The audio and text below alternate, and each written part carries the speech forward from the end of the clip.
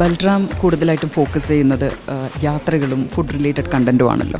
അപ്പം യാത്രക്കിടയിൽ നമ്മൾ ഈ മേക്ക് ചെയ്യുന്ന കണ്ടൻറ്റുകൾ ആളുകളെ ഒരു എൻഗേജ്ഡ് ആക്കുക എന്നതാണോ അതോ ഒരു പ്രൊഫഷണലി ഇതിനെ കണ്ടിട്ടാണോ? അത് പാഷൻ വേഴ്സസ് പ്രൊഫഷൻ എന്ന് പറഞ്ഞാൽ ഏതായിരിക്കും കുറച്ചും കൂടെ സൂട്ടാവുക? ഇപ്പോൾ ഞാൻ പാഷനും പ്രൊഫഷനും ഒരുമിച്ച് കൊണ്ടുപോവാണ്. കാരണം ഫുഡ് റിലേറ്റഡ് ഇപ്പോൾ ലൈഫ് സ്റ്റൈലൊക്കെ എല്ലാം അതിൽ നിന്നുള്ള വരുമാനമുണ്ട് പെയ്ഡായിട്ട് ചെയ്യുന്നത്. അപ്പോൾ ഞാൻ നോക്കിയിട്ട് ഇതിൽ ഏറ്റവും ഇമ്പോർട്ടൻ്റ് കോണ്ടൻറ് ക്രിയേഷനിൽ ഒരു ക്രെഡിബിലിറ്റി ഫാക്ടറാണ്. നമ്മളൊരു ഓണസ്റ്റായിട്ടൊരു കോണ്ടൻറ് ചെയ്യുകയാണെങ്കിൽ definitely it will have takers. അതുപോലെ തന്നെ ഇപ്പോൾ ഒരു എന്താ പറയുക, ഒരു ഇപ്പോഴത്തെ ഒരു ഞാൻ മെയിൻലി കോൺസെൻട്രേറ്റ് ചെയ്യും ഇൻസ്റ്റാഗ്രാം. അപ്പോൾ എനിക്ക് ഇൻസ്റ്റാഗ്രാമിനെ പറ്റി പറയാൻ പറ്റുള്ളൂ.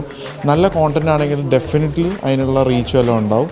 പക്ഷേ ഇപ്പോൾ കറൻ്റ്ലി ഇൻസ്റ്റാഗ്രാം ഇവിടെ മോണിറ്റൈസ്ഡ് അല്ല. നമ്മളിപ്പോൾ US-ലൊക്കെയാണ് ഇൻസ്റ്റാഗ്രാം മോണിറ്റൈസ്ഡ്. എന്തുകൊണ്ടാണെന്ന് വെച്ച് കഴിഞ്ഞാൽ അവിടെ ടിക്ടോക്ക് ഉണ്ട്, അതുകൊണ്ട് അവർക്ക് കോമ്പറ്റീഷനാണ്. ഇവിടെ അതില്ല. അതുകൊണ്ട് പക്ഷേ ഇൻസ്റ്റാഗ്രാം ഐ തിങ്ക് കുറച്ചും കൂടി ഒരു ഡിഫറൻ്റ് ആണ്. I mean not compared to യൂട്യൂബും ഫേസ്ബുക്കും നോക്കുമ്പോൾ ഒരു ഡിഫറെൻറ്റ് ക്രൗഡാണ്. ആൻഡ് ഇപ്പോൾ അതിൽ പല അഡ്വർടൈസ് ചെയ്യണ പലർക്കും അതിൻ്റെ റിസൾട്ട്സ് കിട്ടുന്നുമുണ്ട്. ഇപ്പോൾ ഒരു കണ്ടൻറ് ക്രിയേഷൻ്റെ ഒരു മാറ്റം നമ്മൾ കണ്ടുകൊണ്ടിരിക്കുകയാണല്ലോ. ഷോർട്ട് വീഡിയോയിലേക്ക് മാറുന്ന ആളുകൾ അല്ലെങ്കിൽ പലതരത്തിലുള്ള കണ്ടൻറ്റാണ്. അപ്പോൾ ഇതിന് നമ്മൾ ഒരു ട്രെൻഡ് സെറ്റിംഗ് ആയിട്ട് വെച്ചുകൊണ്ട് കണ്ടൻറ് ക്രിയേറ്റ് ചെയ്യുക എന്നുള്ളതാണോ അതോ ഇതിൻ്റെ അകത്ത് പ്രത്യേകിച്ച് എന്തെങ്കിലും റിസർച്ച് ബേസ്ഡോ അങ്ങനെ എന്തെങ്കിലും നോക്കിയിട്ട് ചെയ്യാറുണ്ടോ?